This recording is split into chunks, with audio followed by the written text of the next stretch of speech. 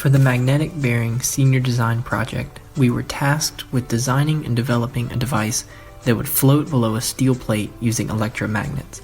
The device needed to transfer between floating mode and locked mode, where the device would be stuck to the plate. It also needed to change its height below the plate. The device needed to be remote controlled using Bluetooth to change the modes. A battery was required to power the device. A TEVA microcontroller board was required to perform computations.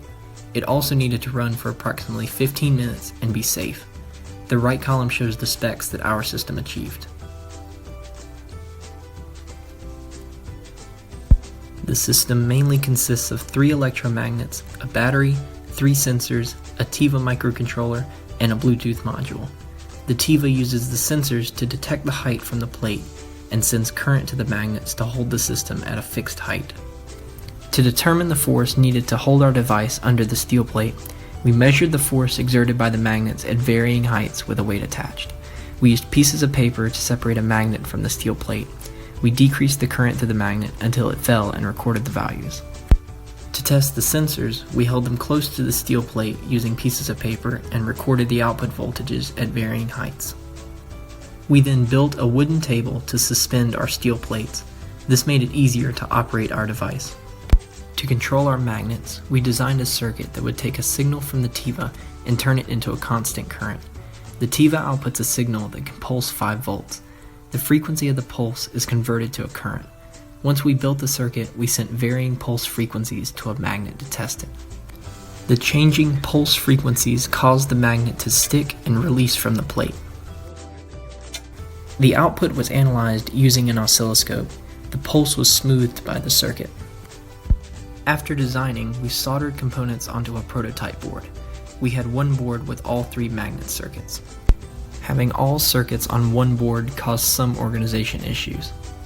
We 3D printed a chassis to hold our circuit, magnets, and sensors. After connecting our components, we determined that it was too small to hold those and a battery.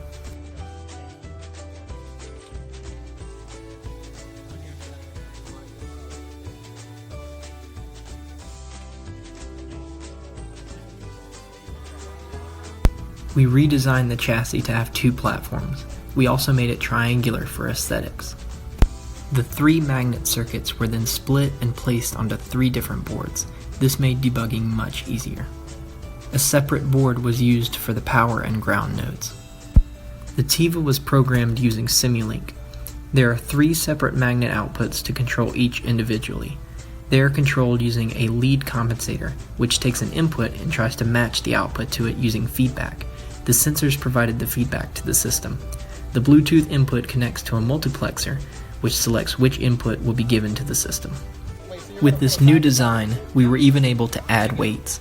Listen to Daniel's loss for words when we first got the device working. Wow. Wow, this is a high quality.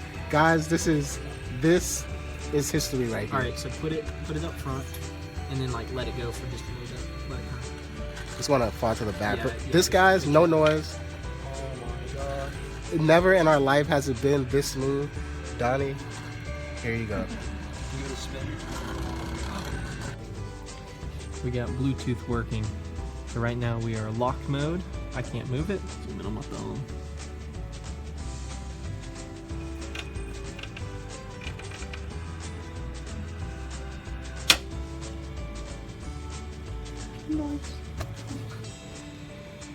If the device ran for a while, the magnets got very hot, so we found a tiny fan to help us cool the device down between tests.